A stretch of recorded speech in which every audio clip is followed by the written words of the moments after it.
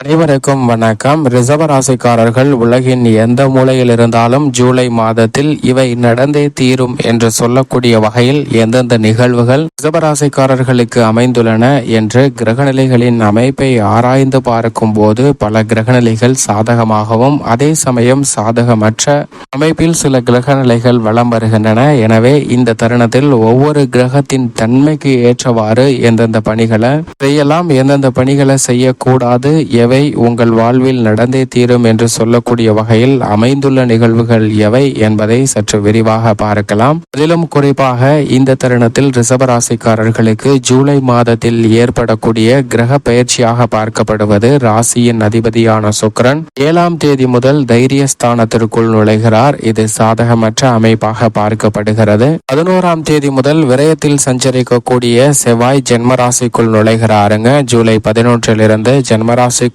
நுழையக்கூடிய செவ்வாயின் அமைப்பால் சில மந்தமான சூழ்நிலைகள் ஏற்படுவதற்கான வாய்ப்பு உண்டு. எனவே சற்று கவனம் நிச்சயமாக தேவை. 17ஆம் தேதி முதல் கிருஷ்ண கிரகமாக இருக்கக்கூடிய சூரியன் மிக வலுவாக 3ஆம் இடமான தைரியஸ்தானத்தில் நுழைகிறார். இது நிச்சயம் மிக பெரிய அளவுல நல்ல மாறுதலை பெற்றுக் கொடுக்கக்கூடிய ஒரு அமைப்பாக பார்க்கப்படுகிறது. வித்யாக்காரகரான புதன் பெரும்பாலும் 3ஆம் இடத்தில் முற்பகுதியில் வலுவாக வெற்றிருக்கிறார். பிற்பகுதியில் 4ஆம் இடத்திற்கு சென்று வக்ரகதியில் மீண்டும் 3ஆம் இடத்தில் வக்ரம் பெற்று இந்த மாதத்தில் சஞ்சரிக்க போகிறாருங்க. வித்யாக்காரகரான புதனினுடைய அமைப்பு வக்ரகதியிலும் நேர்கதியிலும் தைரியஸ்தானத்தை வலுப்படுத்தக்கூடிய ஒரு அமைப்பாக பார்க்கப்படுகிறது. இது சற்று சாதகமற்ற ஒரு அமைப்பாக தான் நிச்சயம் ரிசர்வராசிக்காரர்களுக்கு உள்ளது என்பதை வித்யாக்காரகரான புதன் உறுதிப்படுத்துகிறாருங்க. இப்படி இந்த ஜூலை மாதத்தில் கிரகநிலைகள் ரிசர்வராசிக்காரர்களுக்கு மாற்றத்தை கொடுக்கக்கூடிய வேளையில் உங்களுடைய வாழ்வில் நடந்தே தீரும் என்று சொல்லக்கூடிய வகையில் எந்தெந்த நிகழ்வுகள் மிக சிறப்பாக அமைகிறது என்று பார்த்தால் நிச்சயமாக கர்மஸ்தானம், தொழில் ஸ்தானம், ஜீவனஸ்தானம்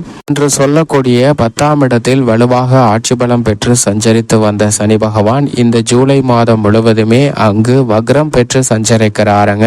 ராசியின் அதிபதியான சுக்கிரனுக்கு நட்பு கிரகமாக இருக்கக்கூடிய சனி வக்ரம் பெற்றிருப்பது சற்று சாதகமற்ற ஒரு அமைப்பாக தான் பார்க்கப்படுகிறது பொதுவாக.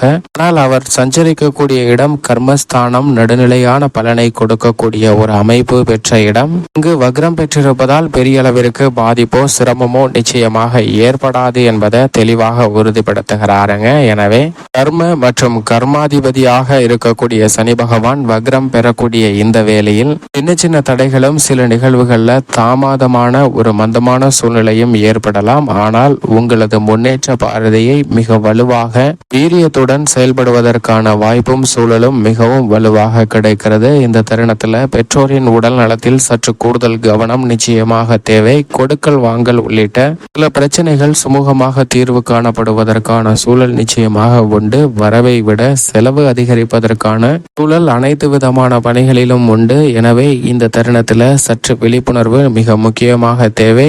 என்றால் ராசிக்கு மிகவும் சகாயமானவராக பார்க்கப்படுகிறாருங்க சனி. அவர் வக்ரம் பெற்றிருப்பதால் புரிந்து கொள்ள முடியாத வகையில சில காரியங்களை சந்திப்பதற்கான சூழல் உண்டு. இவற்றை உங்களது அனுபவபூர்வமாக உணர்வதற்கான வாய்ப்பும் மிகவும் வலுவாக கிடைக்கிறது. இந்த தருணத்தில் ஏற்படக்கூடிய தொழில் மாறுதல், இடமாறுதல் போன்றவை நிச்சயமாக எதிர்காலத்தில் மிக பெரிய மாற்றத்தை வலுவாக அடித்தளமிடக்கூடிய வகையில் அமைவதற்கான சூழல் உண்டு என்பதை வக்ரம் பெற்று சஞ்சரிக்கக்கூடிய சனி உறுதிப்படுத்துகிறாருங்க. குரு பகவான் மிக வலுவாக வீற்றிருக்கிறாருங்க. குரு பகவான் ஜென்ம ராசியில் வலுவாக வீற்றிருக்கிறார். குரு ஜென்மத்தில் இருப்பது நிச்சயம் சாதகமற்ற ஒரு அமைப்பாக தான் பார்க்கப்படுகிறது. சில நேரங்களில் வளர்ச்சி அடைவதை போல் சில நிகழ்வுகளை சந்தித்தாலும் கூட இதில் பல மடங்கு வீழ்ச்சி அடைவதற்கான சூழலும் உள்ளது என்பதை தெளிவாக உறுதிப்படுத்துகிறாருங்க குரு பகவான். எனவே எந்த ஒரு பணியையும் அவசரமாக செய்து முடித்து விடலாம் என்று ஜூலை மாதத்தில் செய்ய வேண்டாங்க. நிதானத்துடனும் பொறுமையுடனும் மேற்கொள்ளும் போது அவை திருப்திகரமாக நடைபெறுவதை விட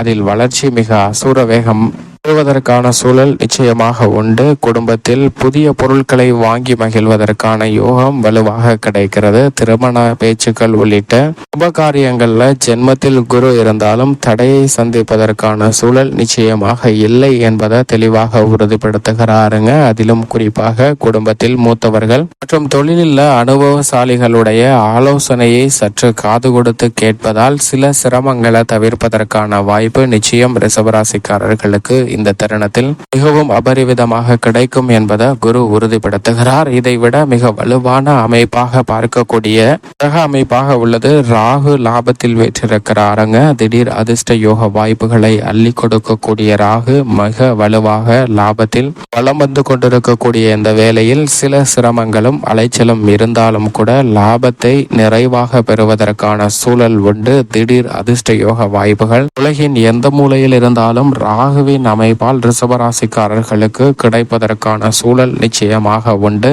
மோட்சக்காரகரான கேது பஞ்சமஸ்தானத்தில் வலுவாக நிலை கொண்டிருக்கிறார். எனவே குடும்ப ரீதியாக எதிர்கொள்ள முடியாத பிரச்சனை வந்தாலும் அவற்றை சாதுரியமாக கையாண்டு அனைவருக்கும் எந்த விதமான பாதிப்பும் இல்லாமல் முடிவெடுக்கக்கூடிய வலுவான ஆற்றல் ரிஷபராசிக்காரர்களுக்கு கிடைப்பது வரவேற்கத்தக்க ஒரு இனிமையான தருணமாக அமைகிறது. அதே போன்று எதிர்மறையான சிந்தனைகளை குறைக்கிறாருங்க. எனவே ஆக்கப்பூர்வமான செயல்பாடுகளை துடிப்புடன் மேற்கொள்வதற்கான வாய்ப்பு நிச்சயமாக பஞ்சமஸ்தானத்தில் சஞ்சரிக்கக்கூடிய கேது லாபஸ்தானத்தில் வீற்றிருக்கக்கூடிய ராகுவால் மிக வலுவாக உண்டு. விரயஸ்தானத்தில் 11ஆம் தேதி வரை சஞ்சரிக்கக்கூடிய செவ்வாய் அதற்கு பிறகு ஜென்மத்திற்குள் நுழைகிறார். செவ்வாய் விரயத்தில் இருப்பதை விட ஜென்மராசிக்குள் வருவது நிச்சயம் மிக பெரிய அளவில் விரய செலவுகளை கட்டுப்படுத்துவதற்கான சூழலை உருவாக்குகிறது. ஆனால் எதிர்பாராத சில பிரச்சனைகள் இல்லத்தில் தலைதூக்குவதற்கான வாய்ப்பு உண்டு. எனவே சுப நிகழ்வுகளை திட்டமிடக்கூடிய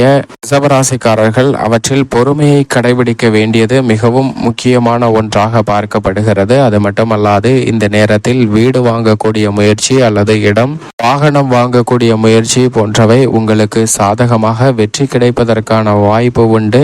ஊதிய உயர்வு, பதவி உயர்வு உள்ளிட்ட பல பணிகள் மிக சிறப்பாக அமைவதற்கான வாய்ப்பை செவ்வாய் உறுதிப்படுத்துகிறார். பொது வாழ்வில் இருப்பவர்களுக்கு நீங்கள் எதிர்பார்க்கக்கூடிய மக்கள் மத்தியில் செல்வாக்கு உட்பட சிறப்பான முன்னேற்றத்தை இந்த தருணத்தில் பெறலாம்.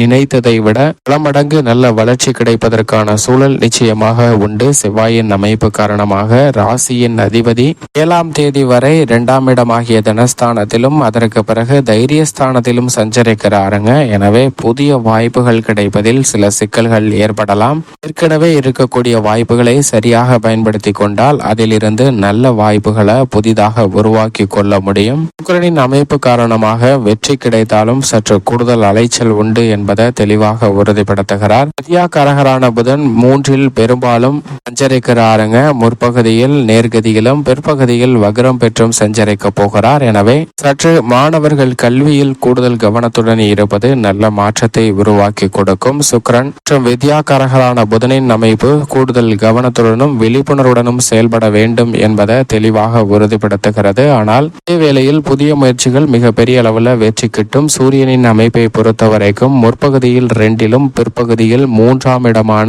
தைரியஸ்தானத்தில் நுழைவதால் தொழில், வியாபாரம், உத்தியோகம் என அனைத்திலும் சிறப்பான வளர்ச்சி கிடைப்பதற்கான சூழல் நிச்சயமாக உருவாகிறது. பெரும்பாலும் சந்திரனும் சாதகமாக வலம் வருகிறார். திட்டமிட்டதை வெற்றிகரமாக மாற்றிக் கொடுக்கக்கூடிய வகையில் நல்ல வலுவாக வீற்றிருக்கிறார். வளர்பிறை சந்திரனாக வலம் வரும்போது பல நல்ல காரியங்கள் உங்கள் வாழ்வில் இனிமையாக சந்திப்பதற்கான சூழல் நிச்சயமாக ஜூலை மாதத்தில் உண்டு என்பதை ராசியின் உச்சதிபதியான சந்திரன் உறுதிப்படுத்துகிறாருங்க. இந்த ஜூலை மாதத்தில் அதிக நன்மையை அள்ளி கொடுக்கக்கூடிய கிரக அமைப்பாக பார்க்கப்படுவது நிச்சயமாக ராகு மற்றும் சூரியன், சந்திரன் ஆகிய இந்த 3 கிரக நிலைகள் தான். மற்ற கிரக நிலைகள் சற்று நடுநிலையான பலனையும் சில கிரக நிலைகள் சாதகமற்ற அமைப்பையும் ஏற்படுத்தி கொடுக்கின்றன. எனவே இவற்றை தவிர்த்து நன்மை பெற வேண்டும் என்றால் நிச்சயமாக இந்த ஜூலை மாதம் முழுவதுமே ரிஷபராசிக்காரர்கள் மாலை வேளையில் அருகாமையில் உள்ள ஆலயம் சென்று தெய்வீக வழிபாடு மேற்கொள்ளுங்கள். தங்கள் வாழ்வில் ஏற்படக்கூடிய மனத்துயர் உள்ளிட்ட பல சிரமம் விலகி உலகின் எந்த மூலையில் இருந்தாலும் நல்ல வளர்ச்சி நிச்சயமாக உண்டு.